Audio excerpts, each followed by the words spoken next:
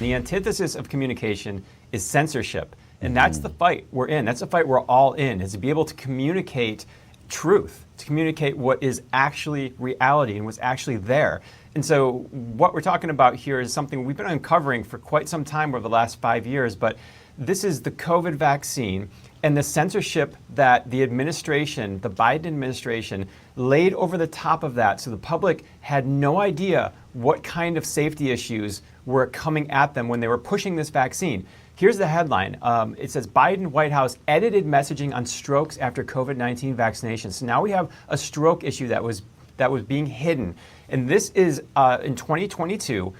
They put out a booster because apparently the first 2 shots, we were told that they stopped transmission. We were told that everything's perfect after that. Well, they didn't work, so then they had to do a booster, and then we went into booster mania and up to 10 shots for older adults in America. But they put out this booster, and what's fascinating about this is even Stat News reporting at the time in 2022. They said this: Pfizer seeks authorization for updated COVID vaccine without fresh clinical trial data. So remember the days where they said, well, you know what, the first 2 shots, they raised some antibodies somewhere in people's blood, which does something we don't really know. So we're just going to use that information to approve this new vaccine. And that's how it went. Well, shortly after that approval, the booster shots went out to over 50 million adults. And here is what the internal emails show, compliments of Senator Ron Johnson. And let's look at them now. We'll go right into this. These are documents from the CDC, FDA, White House. And you can see they're going to put out a warning to the public. And they're wargaming how this should sound. You can see here on this document, it says the current signal right in the middle here is moderately elevated. They cross that out and they change that to slightly. Right below that, it says the statistical signal has a moderate elevated rate ratio. They change that to slightly. Well, I don't know about you, but let's look at some definitions here because those are 2 different words. It means to a certain extent, quite, fairly. 50 million American adults, remember, took that shot. Slightly, to a small degree, not terribly. These are 2 different things, clearly downplaying, but let's go away from the word clearly salad. Changing the words, right? Downgrading what the actual knowledge is. And thereby, I just want to point out when we're having this conversation, because I know that people was like, are we still talking about COVID? Yeah, when I think we should never stop talking about moments where governments anywhere in the world decide to murder innocent people, which is what I want to point out is happening here.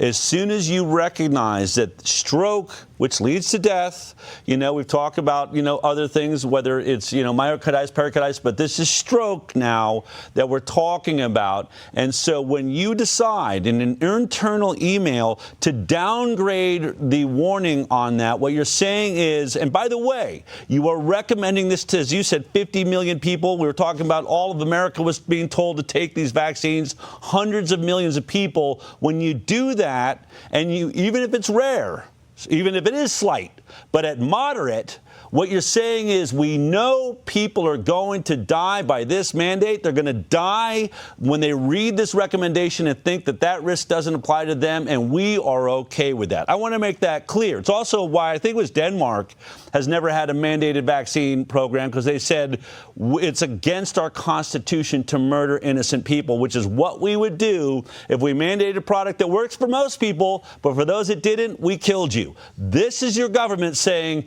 it's okay to kill some people, and they don't need to know about it. That's how I read this right now as we're having this conversation. Really important, because that was only an administration that was in office 4 years ago. We are not talking about the 1930s or 40s or 50s. We're talking about yesterday.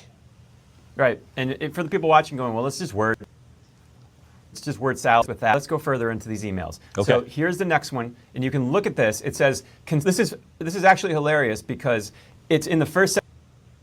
They're talking about transparency. Consistent to our commitment to transparency, the CDC planned to post a statement on their website that explains potential risk, preliminary signal. They changed potential risk to preliminary signal and next steps. This is from the White House. Let's just everyone listening right now, Jeffrey, really I want everyone to think about this. If you read potential risk if you take this product, that's what they were going to write. And then preliminary signal. Which one triggers you? Does preliminary signal even mean anything to you? Look at this.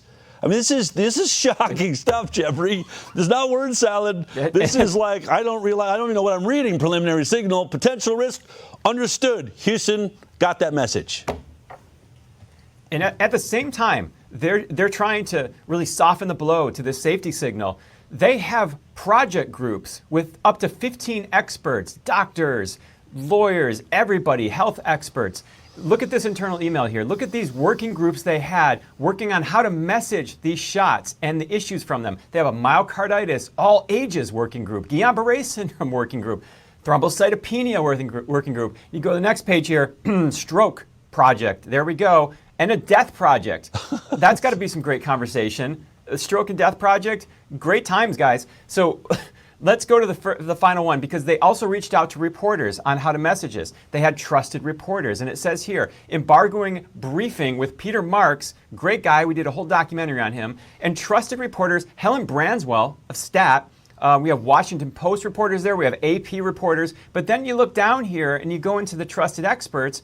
There's Peter Hotez, among others. These are pharmaceutical industry conflicted experts, and the White House is bringing them in. The CDC, the FDA is bringing them in to message this. And you were mentioning, Del, about Denmark not wanting to basically kill their citizens.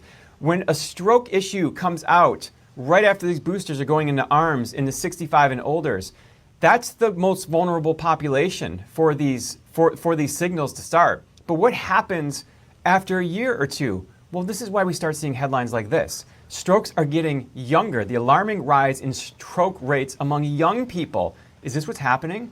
What we're looking at here is essentially a crime scene. We have documents of a crime scene here, and it's not just stroke. Let's go to a new study that just came out looking at the best, the brightest, our military soldiers taking 2 COVID shots. They looked at this transient elevation of NT-proBNP after COVID-19 vaccination in healthy adults. This is a blood test used to detect heart failure. It's used to detect the extent of heart damage. They did this test on, again, healthy military adults after 2 COVID shots. This is what the researchers wrote. Nearly 49%, so you're about half there, of participants exhibited a relative increase exceeding 1.5 times their individual baseline. The authors concluded in healthy adults, this COVID-19 vaccination was associated with short-term subclinical elevation of NT-proBNP, particularly after the second dose. While not indicative of overt cardiovascular injury, this biomarker response may reflect transient myocardial stress and warrants further research, you think? And this is what we're talking about. You can change the food pyramid, you can change the nutritional guidelines for the military to get them more combat ready, but how does that work if you're mainlining a heart-stressing shot into them continuously with boosters every year? For what? I mean, Jeffrey, when we talk about the military, these are mostly men and women that are in that sweet spot where COVID has no effect on them. 0 death rate, under 25, 30. I mean, that zone, they are so healthy. And we've talked about this on this show before. The entire argument for vaccination is so that they be, military ready, like ready to go at any moment. And here you are. If they have elevated heart issues, guaranteed they're not ready to charge onto a battlefield today, and you are inflicting that upon them for a cold that will not affect their heart. I mean, the whole thing is really outrageous, and I want to reflect on a story you've had earlier, Jeffrey. This is all on the back of the fact that the administration also sat down and recognized that natural infection created better immunity than the vaccine in itself, and they all decided to not tell us that, and instead mandate these shots, recommend these boosters, and then downplay all the harms from it. Jeffrey, mostly in my career, starting the doctors, my work was investigating when pharmaceutical companies like Merck did this with Vioxx, when they finally got it into a courtroom, and you realize in their internal emails, they were assessing how many people would die from Vioxx and said, that's fine, we'll put up with that because we'll make more money than that. We see the same thing with Johnson & Johnson and talcum powder. We see that with the Sackler family when it comes to OxyContin. But what what we're looking at here, remember, is not a pharmaceutical company. It's the government of the United States that has now internal emails that are discovering that they were hiding injuries and harms and making a risk-reward benefit ratio for what? A pharmaceutical company? I mean, this shows you how entrenched and how corrupt this government is and what Robert Kennedy Jr. finds himself in the middle of, trying to do something inside of there. But this is horrific. That our government would act just like a money-grubbing pharmaceutical company that doesn't mind paying billions. And what happens here when you try to get paid billions? Oh, liability protection. In a courtroom that's totally rigged, you're not going to see any money inside of there because the government has rigged that too. This is horrible. And this is why we'll never shut up about this, because the vaccine injured are continuing to line up. And as we're said, this is evidence of a crime scene. It's now stroke. We know it's also myocarditis. Here's Ron Johnson talking about what the CDC knew and hid. Take a look. Okay. On February 28, 2021, Israeli health officials notified CDC, quote, of large reports of myocarditis, particularly in young people, following the administration of the Pfizer vaccine. Again, that's February 28, 2021, 2.5 months after the emergency use authorization. On April 12th, over a month later, a DOD consultant raises concerns to CDC and FDA officials about their ability to monitor and track cardiac-related adverse events. The consultant notes, quote, if you do not ask, you will not see it. But does that mean it does not exist, unquote. Around the same time, in mid-April 2021, CDC officials discussed safety signals for myocarditis, quote, for myocarditis with mRNA vaccines, based on DOD and Israeli data, but do not take immediate steps to warn the public. From May 17 to May 21, 2021, CDC officials discussed whether to issue a formal health warning called a Health Alert Network message on myocarditis, noting that, quote, providers aren't reporting these cases to VAERS. They knew they weren't. They knew they existed. They knew they weren't reporting them.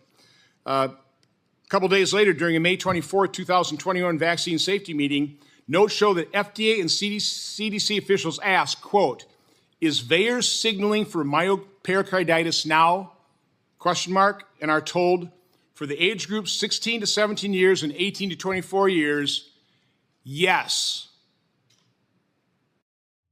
Yes, they saw a safety signal in VAERS, yet from May 25th to May 27th, CDC officials provide up-to-date information on the status of the Han to Pfizer and Moderna representatives.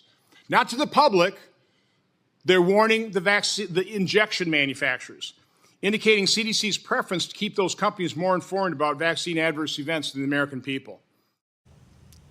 You know, they're not reporting the signals to the public, as Ron Johnson said. They're only reporting it to the manufacturers themselves that are getting paid for all this. But Jeffrey, why didn't they report it to the doctors? Because that's the point that's being made here, right? If they just simply put out a call to all doctors, all pediatricians, hey, there appears to be a myocarditis signal, especially in young people. Keep your eyes out and be sure to report every myocarditis or pericarditis that you see in your delivery of this vaccine. We're trying to get to the bottom of this and see the data. That would have changed the entire culture. God knows what numbers we would have seen. But what you're telling doctors is we have no signal. This thing is perfectly safe, and anyone that questions it, we're just watching their license taken away. I mean, you literally incentivize doctors to just bury their heads in the sand even if they were seeing a problem. When you should have said, we never did safety trials, we got an emergency use authorization, we're rushing this thing on the market, but we are telling you doctors now, we don't want to alarm the public, but you need to know we have a myocarditis, pericarditis, and they should have said on the story right before it's stroke. We need you to start looking for this and report every version you see because we want to see how bad is this signal, since they'll tell you VAERS is so bad at capturing it.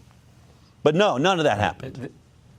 This generation will never give up this cause, and the people that have been vaccine injured by this COVID shot, they need justice, and it will come. And that's all I can say about that. I mean, this is an extraordinary story, and we have the evidence, we have the documents, and we have the people clearly that have been injured by this.